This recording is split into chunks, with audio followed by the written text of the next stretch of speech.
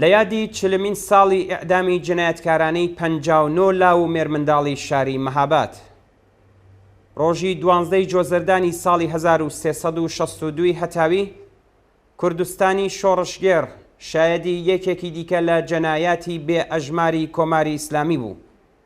40 ساڵ لەمەوبەر لەوەها ڕۆژێکدا 59 کەس لە خەباتکاران و لاوانی شاری مەهاباد بەدەستی جەلادانی ڕژیمی ئیسلامی گول لە باران کران و لە گۆڕە بێناو نیشانەکاندا بە خاک سپێردران. 40 ساڵ لەمەوبەر لە ڕۆژی 12 مانگی گوڵاندا ڕژیمی کۆماری ئیسلامی بۆ ترساندنی خەڵکی کوردستان و تۆڵەسەندنەوە لە خەڵکی مەهاباد 59 کەس لە تازەلاوان و لاوانی ئەم شارەی بە کۆمەڵ ئیعدام کرد. زۆربەی ئیعدام کراوان لە مانگەکانی خاکەلێوە و گوڵاندا بەڕێکەوت لەسەر شەقامەکانی شار ڕفێنرابوون و بە بارمتە گیرابوون. ژمارەیەکیان تازەلاوانی کەمتر لە 18 ساڵان بوون و چەند کەسێکیشیان لە دەبیرستانەکانی مەهاباد دایان خوێند.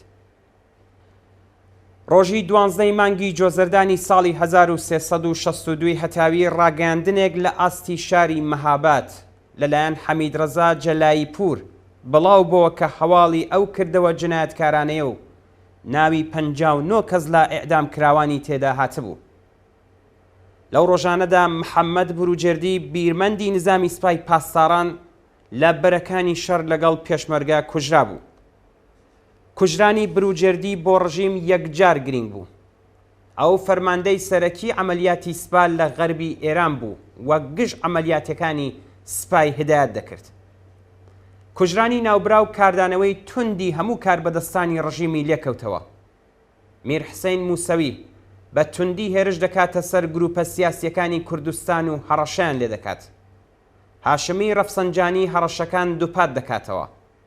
محسێن ڕەفیقدوست وەزیری سوپای پاسدارانیش باس لە تۆڵەسەندنەوە دەکات. ڕژیم کە لە بەرەکانی نەبەر لەگەڵ پێشمەرگە گورزی گرانی وێکەوت بوو بڕیاریدا کە بەڕشتنی خوێنی لاوان و تازە لاوانێک کە بەبێ هیچ بەڵگەیەک ڕفێنرابوون و زیندانی کردبوون تۆڵە لە خەڵکی کوردستان بە تایبەتی لە خەڵکی خۆراگری مەهاباد بکاتەوە.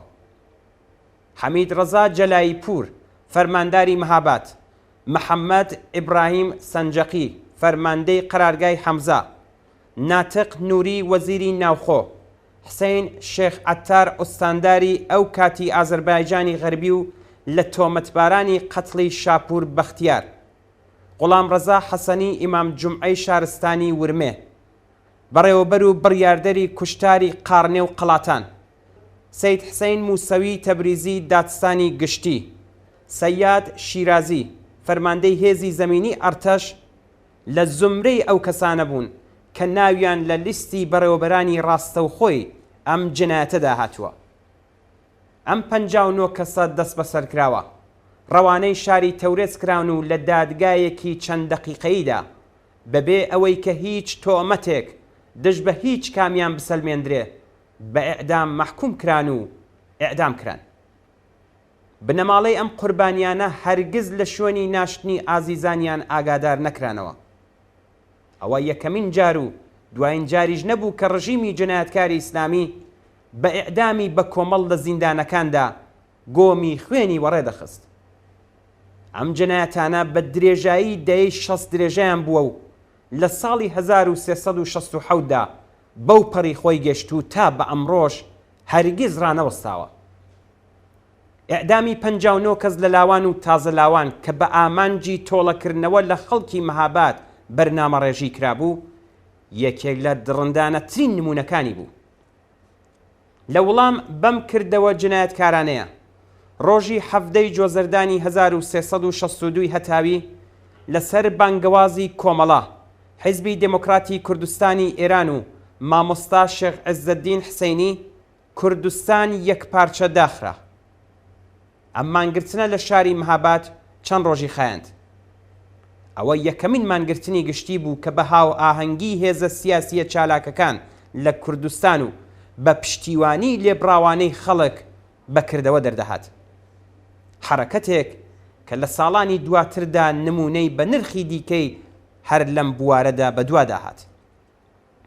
گیانبەختکردوانی جەنایەتی ڕۆژی 12 جۆزەردانی 1362 هەتاوی بریتی بوون لە غوڵام ڕزا بارزی، حەسەن جیهانیان، عەلی بانەیی، محەممەد عەلیاڵی، محەممەد ئەمین سەفا، هۆمایون نیلوفەر، مەحموود ڕیازی، محەممەد حسەینی، عەباس حسەینپور، کازم خاتوونی، عەلی مەزنە، عەبدوڵڵا تەجەریان، ڕەحمان ڕەحیمی، عەلی گەڵپەرست، مستەفا عیسمەتی، خالق بارزانی، یوسف ئەیازی، کەماڵ چاوشی، حەسەن ڕەحمانیان، خالد سەفایی، خالد ڕەحیم ئازەر، سەید ئیبراهیم ئەحمەدی، محەممەد مەسعودی، محەممەد ئەبوبەکری، وەفا ئیلیاسی،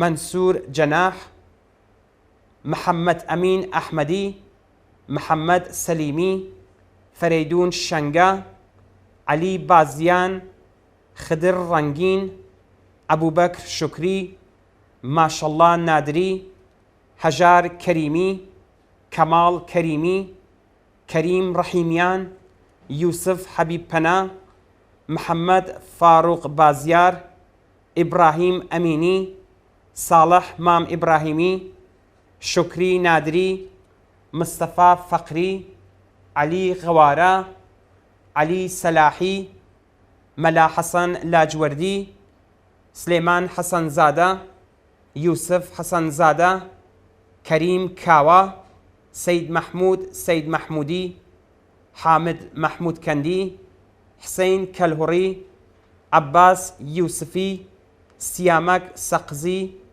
عەلی ئابادە، کامران زاهیر حجازی، ساڵح فەرهودی، مەقسوود مەحموودی، ئەحمەد کەڕووبی و ڕەحمان خزرپور. لە بەردەم ساڵ ڕۆژی ئەم کردەوە جەنایەتکارانەیەدا ڕێز لە یادی گیانبەختکردوانی ئەم ڕووداوە دەگرین و ستایشی خۆراگری و سەبووری بنەماڵە سەربەرزەکانیان دەکەین.